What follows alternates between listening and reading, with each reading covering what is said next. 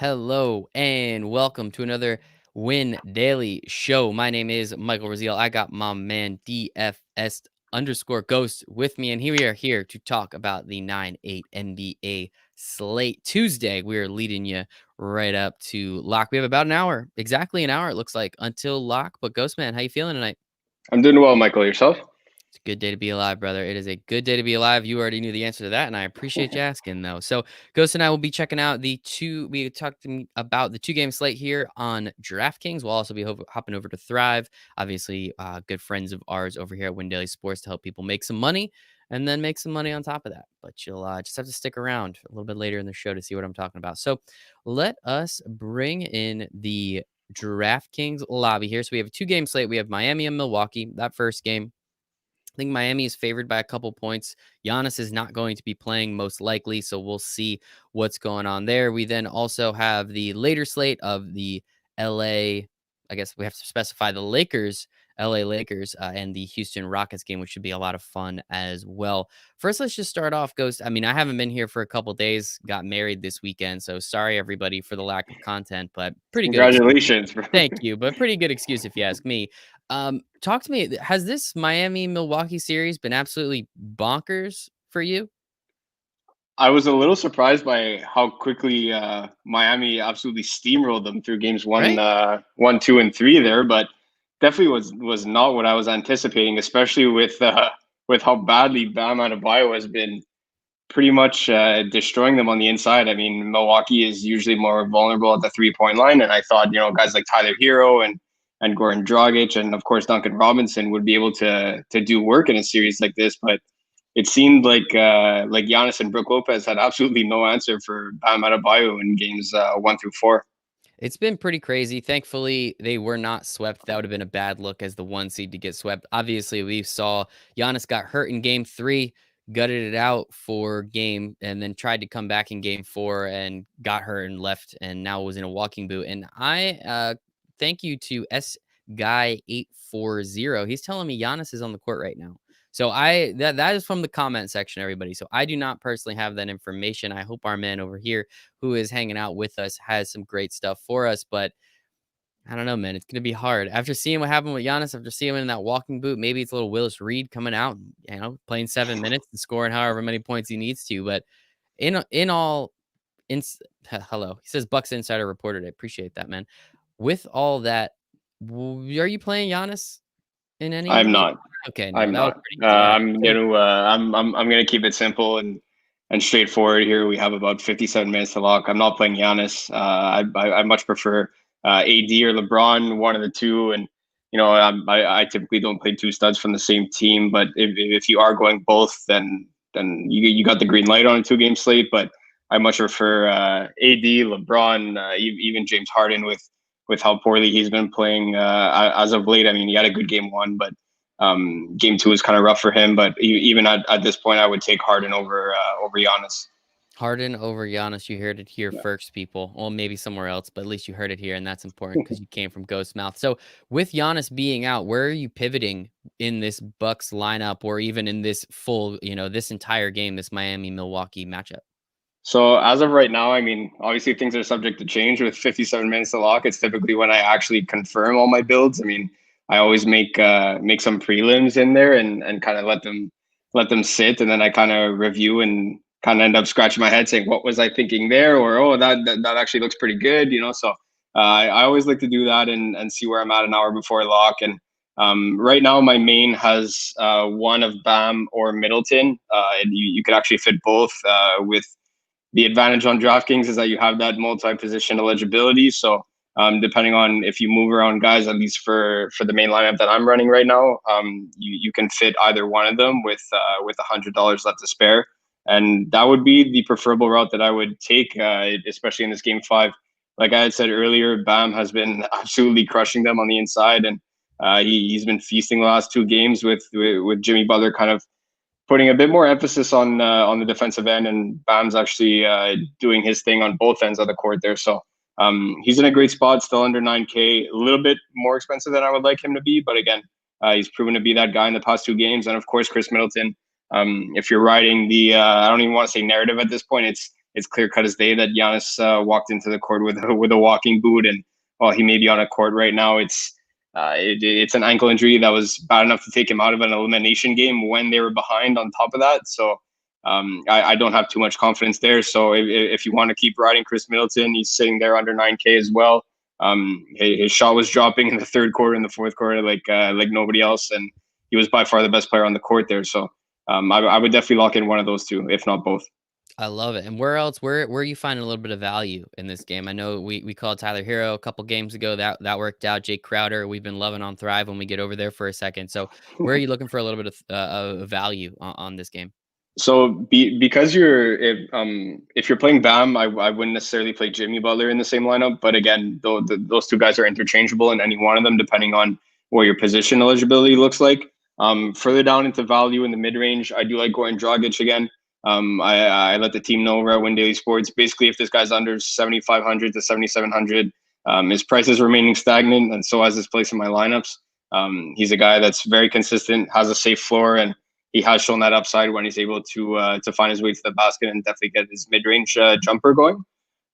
Eric Bledsoe is in another good spot here tonight, especially if Giannis is limited / potentially ruled out right before lock, right after lock. Who knows? That's what NBA DFS is. But if you want to take a shot on Eric Bledsoe, I'm all for it. But I much prefer Chris Middleton, especially at 6,200. Bledsoe hasn't really had the best performances in the bubble, let alone in the playoffs. So I much prefer going slightly higher to Dragic there than Bledsoe. Brook Lopez is a guy that has just been getting dominated on the interior glass for me to kind of warrant him consideration at the center position. He's a guy that can kind of reach value just on his 3-point shot alone and what he does on the offensive end, but his lack of rebounding in the past couple of games has worried me, and that's simply because of how much Bam is dominating him. You mentioned Jay Crowder, another good value, definitely a staple point in your cash game lineups. Be careful. He did come out questionable midway through the day. That was kind of a surprise to me. I don't see him not playing in a game like this. He's been questionable pretty much on alternating games, so he should be good to go. But again, for your GPPs, do not be afraid to kind of fade that spot at 5,800. He doesn't have a ceiling of, let's say, 50 or 60 like a guy like Bam does. So not necessarily the same price range. It's not exactly fair to compare the two, but at the same time, at 5,800, you would want at least 36 to 40 in your GPPs, and that is kind of the tip of the iceberg for Jay Crowder. Tyler Hero, Duncan Robinson, we've talked about them over and over again. Great guys from behind the 3-point line, and I absolutely love what Tyler Hero did towards that end of that game. That was definitely fun to watch, and I'm a big Tyler Hero fan, so being able to see what he did there in the clutch moments was great. If he gets the opportunity to do that for 4 quarters, he'll definitely make a run at possibly being in the optimal lineup. Further down, there's 2 other guys that I want to mention, maybe 3 if we get an honorable mention in there. 2 guards on Milwaukee. Again, these are kind of more contingent on Giannis sitting. But George Hill. So I just want to say, S Guy 840 has told us Giannis is ruled out. So you're good. Thank you very much. Thank you for that. So it kind of so now if we just end up recapping, you would want Chris Middleton in that spot, especially in your cash games. In GPPs, if you want to play the fade card, I'm all for it. But then you're gonna want 2 of the 3 guys that I mentioned here, and that is George Hill, Marvin Williams, or Dante DiVincenzo. Someone's got to score for Milwaukee. It's still an elimination game. They're not just gonna wave the white flag and say, "Hey, you know what? Let's pack up our stuff and go home." This is still the number one seed in the East, and don't forget that this organization might have on the back of their mind that they're fighting for Giannis to stay for the remainder of his career in a game like this, right? So we saw what Middleton, Bledsoe, George Hill, and company did when Giannis left the court. Now they get the opportunity to do it for a full game. Don't be surprised if they put up one heck of a fight in this game 5 here. But again, Chris Middleton needs to be your stable point in your cash games. He's going to have so much ownership that you simply cannot fade there. In these 150 max tournaments where there's 30, 40, 50,000 people, you know what? You want to fade a 30 to 40% Chris Middleton. I'm all for that to kind of gain the edge. But don't forget about George Hill, Marvin Williams, and Dante DiVincenzo, especially in the second half when Giannis was officially out and they said, "Hey, he's not coming back. He's done for the game." We all saw what Chris Middleton did. I think he dropped like 19 or 21 points of his 36 in the third quarter. But Dante DiVincenzo got some serious run in that second half at as Milwaukee went small, they pretty much plugged in Brook Lopez or Marvin Williams at the 5. They did share maybe a handful of minutes on the court together, but it was mostly one of the two of them at the 5, and then they went extremely small with Bledsoe, George Hill, Dante DiVincenzo, and Chris Middleton. So look for that to continue as they kind of try to expose Miami in this game 5. I love it. I love it. And that is what we're looking for out of you, my man. That is what we're looking for. So that is a perfect breakdown, exactly what we're looking for leading up to lock for this Milwaukee and Miami game. Hopefully Milwaukee wins just so we can get a longer series. We'll see what happens there. But let's hop over to the Lakers and the Houston Rockets game. We have LeBron and AD both listed as questionable. As you said, you're not really trying to run two stars from the same team out there at the same time. It's a 2-game slate, really only so much we can do, and one of the, I'd say, 4 stars on the slate has already been ruled out, so you really only have 3 left if we're trying to go a little higher up there. So talk to me about this game, and especially that top tier of LeBron, James Harden, and Anthony Davis. One of these things is not like the other, as the saying goes, and that is Russell Westbrook. Granted that he's priced at least $2,000 less than AD, and almost $3,000, if not more, than LeBron and James Harden there. So, but again, his name warrants consideration in there alone. But he's just been shooting so poorly that I will have very little to no Russell Westbrook tonight. The price is really attractive, but again, I think he shot like 4 for 15 and 1 for 7 or 1 for 8 from 3. And there was actually a clip that was funny. LeBron was pretty much staring at him from under the rim, daring him to shoot the 3. And he just ended up bricking it, as LeBron was pretty much laughing as he scooped up that rebound. So they're into his head right now. And he doesn't seem too comfortable driving to the lane with Anthony Davis guarding the paint there. And how can you blame the guy? Nobody on this planet would want to drive the hoop there with AD guarding it. So, you know what? Russell Westbrook is out of the conversation for me. I'm more so focusing on one of the Lakers, being LeBron or AD. Both are questionable. If you're new to NBA DFS, don't be scared. If you are one of the veterans of the industry, you are used to this. The classic Anthony Davis is questionable. He was questionable back in March when they first mentioned the bubble in August, and the August slate came out and he was already listed as questionable. Just get used to it at this point. If you see the classic Anthony Davis to the locker room tweet, don't get scared yet. Don't get down on yourself. It happens. He'll come right back. Don't worry about that. But needless to say, definitely lock in one of the two of them. Houston virtually plays no defense. And you know what? I got to give it to PJ Tucker, 34, 35 years old. He's trying to hold his own up there in the paint with Robert Covington's with Robert Covington's help. And you know what? I'm definitely the number one guy to try to pick on PJ Tucker. I absolutely hate playing him in my lineups, but you know what? I got to give him A+ for effort on what he's trying to do on Anthony Davis and LeBron James, trying to guard that paint for them. So towards the top, it does remain LeBron or AD for me. You got to lock in at least one of them. It's pretty much almost a guarantee that one of the two of them will be in the winning GPP lineup. Yeah, and it's been sad really to watch how bad Russell Westbrook's been, unfortunately. You know, obviously that game 6, I think it was, against the Thunder, where he had those like 3 late turnovers. It was bad luck. And then game 7, he didn't look very good either. At least he was driving to the hoop, getting a couple points, but hasn't looked great in this series yet. So we'll see what happens there. So in terms of some mid-range value, I mean, the price drops pretty quickly. I mean, you have Russell Westbrook, and then you go down to Robert Covington at 6,500. He's the only 6K guy. And then we hit Eric Gordon at 59 and PJ Tucker at 49. So one 6K, one 5K guy. Then we're in the 4K range. Where are you looking to maybe gain a little value in case someone is trying to play LeBron and Anthony Davis in one of their lineups tonight? Because Robert Covington has kind of gone back to his strengths of kind of being that 3-and-D wing, even though he's seeing a lot of minutes at the 4 and whatnot. He doesn't interest me too much from a DFS perspective. He's more so a focal point to their defensive scheme more than our DFS lineups. But again, for your cash games, he's not necessarily garnering enough ownership for me to consider him a lock. I mean, he's last time I checked, he was closer to the 15-20% range, and that's pretty much everybody on a 2-game slate. So it's not like he sticks out like a Chris Middleton, who's probably going to end up being 60, 70, 80% owned in cash games. So Robert Covington does have a safe floor, but again, when we're looking for that GPP upside to take down those massive prize pools, he's not really somebody that I'm considering, simply because of how important he is on the defensive end, and it's kind of limiting his upside on the offensive end. That being said, Eric Gordon has done the complete opposite.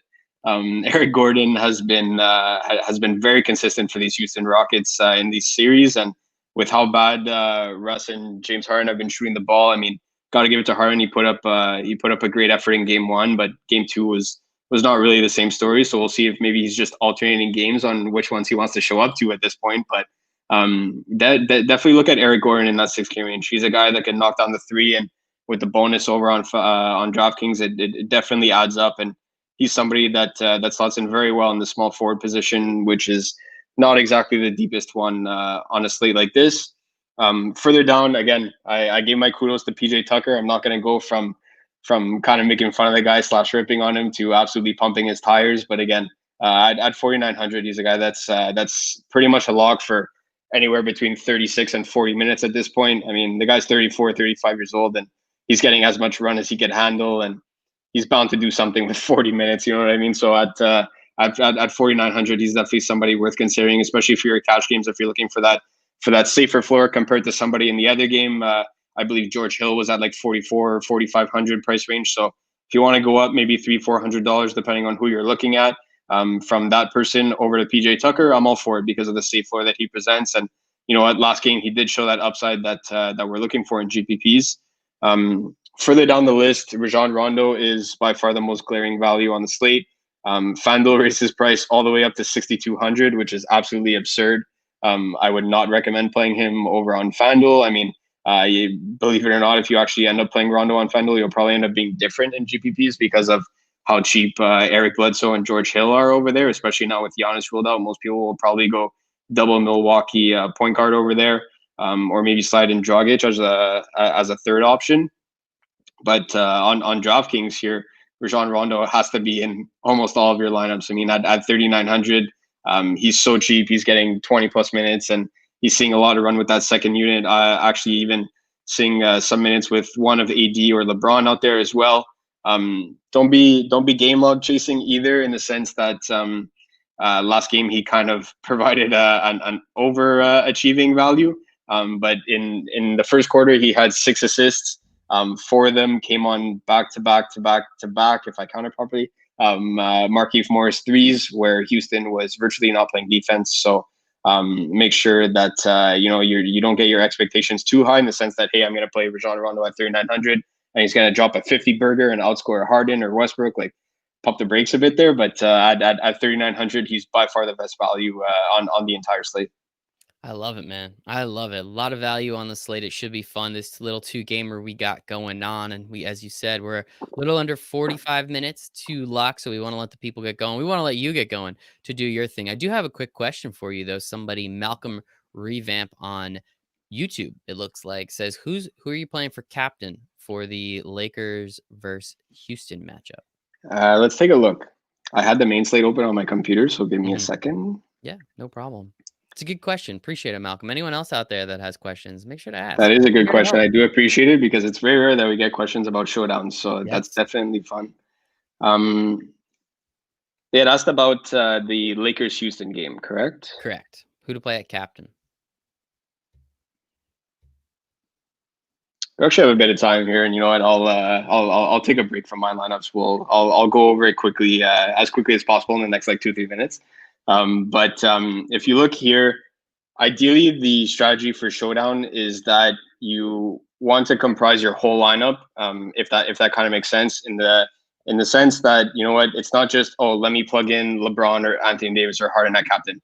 You want to make sure that, you know, you're not going nuts with stooping down into some ridiculous value plays in your flex spot to try and get I don't want to say overpriced captain, but one of the top guys in that pricing range. So it's all about balance, and kind of it's very much like a puzzle, where you kind of end up making a player pool of, I would say, anywhere from 8 to 12 players, depending on the team's rotations. In a case like this, it would probably be closer to 8 to 10 because of how tight both of the teams run their rotations. So, you know, you end up playing guys like LeBron, Harden, Anthony Davis. We mentioned Rajon Rondo. We mentioned Eric Gordon. Maybe you want to get Covington or PJ Tucker in there. You end up kind of coming up with a strategy where you're going to say, I want exposure to 8 of these 10 players, nothing more, nothing less, because of how tight these two rotations are. And then after that, it's pretty much like a puzzle piece where you want to end up moving things around, where you're not going we're not going with a play where you don't have enough upside at your captain spot. So let's say, for example, a guy like, I don't want to say Rondo because even him, he does warrant consideration at the captain spot because of how cheap he is, and it'll probably let you jam in three studs. So, but let's say, for example, you had a guy like, let's say Rondo was out and you had Alex Caruso, and you're like, oh, Caruso's 5,700 at the captain spot. While that's great, and while it may let you end up jamming in LeBron and Anthony Davis, and maybe even a mid-tier range guy like Eric Gordon, how many points realistically is Alex Caruso going to get times 1.5? Like, let's say, for example, he ends up putting 20. That ends up being 30 in the captain spot. Well, that doesn't really do much if Anthony Davis or LeBron ends up putting up 65 and then someone starting with 90 in their captain spot, right? So it all ends up being a puzzle piece at that point. So needless to say, for tonight, in the high price range, I do give the edge to Anthony Davis over LeBron, simply because you end up saving $1,200, and that could be the difference between getting a guy like PJ Tucker versus Kyle Kuzma in the flex spot, or even a guy like Danny Green versus PJ Tucker in the flex spot. So you want to make sure that your flex spots line up with, again, players that have a high ceiling and can actually get you there in a GPP, especially these large field ones. In the mid range, I'd recommend Eric Gordon. Again, especially if you're not necessarily locking in Harden or Westbrook, or you end up thinking, hey, they may not pay off from a price standpoint. And again, it's a puzzle piece, right? So you need someone that's going to have a high enough ceiling, but somebody that's not going to destroy your whole lineup. Eric Gordon would probably be my recommendation in the mid range.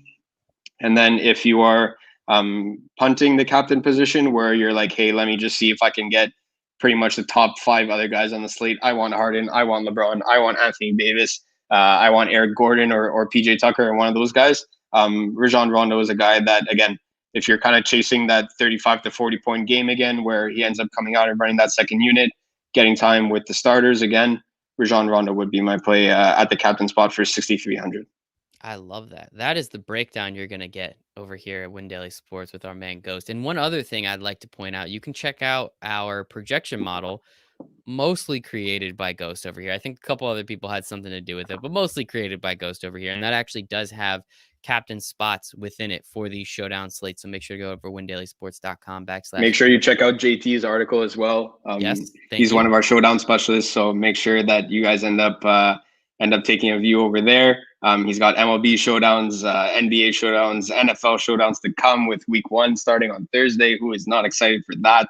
So make sure that you guys end up checking his article as well. We are very excited for that. I promise you, we're going to have a lot of NFL content in terms of these live streams, podcasts, obviously the articles as well. So yes, check out the projections, check out JT's article. Should be a lot of fun. So the last thing we want to do, we've been winning some people money over here. We want to talk about our friends over at Thrive Fantasy. Make sure to go to thrivefantasy.com. Use promo code WINDAILY. But what are they going to give you? They're going to give you a matching offer up to $250, and we're going to give you 3 free months of windailysports.com all access. You get everything. You get Ghost, you get JT, you get their articles, you get the projections, you get us. I mean, this is free, but this is fun. So you get more of us in that expert Discord chat, which is where we have a lot of fun over there too. So Malcolm, if you're curious, go to Thrive, deposit a couple bucks. They match it. We give you 3 months for free, and we'll help you win even more money. So let's hop over here for a second. We do have a couple tasty ones. So I want to get 2 from you that you think are guaranteed locks, because we need at least 2. Then I want a third one that you're kind of feeling a little frisky on. So talk to me a little bit. Where's that first one coming from? Which game? Chris Middleton over 39.5 PRA. I would have bet that even if Giannis was in, because I don't like to build lineups based on the fact that someone is injured, but I do not mind gambling a little bit on a player prop basing on the fact that another one of his teammates is injured. So I will definitely lock in Chris Middleton over 39.5 PRA, especially now that Giannis is ruled out. Especially now that Giannis is ruled out. I think that one's a pretty fun one as well. All right, so talk to me. Where's our second lock of the night coming from? I will be going to Anthony Davis over 46.5 PRA. I think him and LeBron absolutely take over tonight. They end up running their pick and roll all game long. And I think LeBron flirted with a triple-double. He might have gotten it last game. I think he came up 1 assist shy or whatnot. But I think it's AD's night tonight. AD's night tonight. All right. So now we're feeling frisky. You can do up to 4 or 5 of these, actually. Let me just double check. I think you can do up to 4. Yeah. So you can pick 4 of these props, whichever one you like the most. Take the over, the under. and they're going to give you money if you cash on all of them. So we got 2. We think those are locks. So go just make some money. If you're not feeling it, you're kind of tired from the long weekend, go make your dollars. But if you are feeling it, you're really, really feeling it, Ghost, where are we going for that third over-under prop? So I will give 2 here, depending on how frisky you guys are feeling. Yes. You using Michael's word there. So we're actually going to go to the first 2 that are there. Miami Heat teammates in Bam Adebayo and Goran Dragic. I will take the over 27.5 points and rebounds on Bam Adebayo. If you caught the show earlier, you heard my analysis there on how he's been absolutely destroying them on the inside. If not, just make sure to rewind once we get off here. And then the second one would be Goran Dragic over 28.5 PRA. It seems like him and Fred VanVleet alike.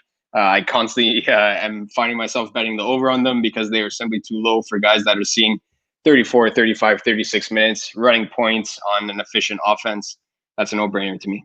I love it, and I love that you never take the unders ever. I think I coaxed you into 1 under, and I think we hit it. I think right. It was We did. It was Russell Yeah, Westbrook. I think it was like we a made. 28 or something, and it was still 28 Yeah. PRA, It was that. and we I still remember hit the under. texting So you. I remember texting you. It was at 31.5, and he ended up hitting. It wasn't too much of a sweat. I think he ended up hitting like 27 or 28 yeah, there. So that was a good one. You did convince me on the under there, but I'm more of a over versus over under guy.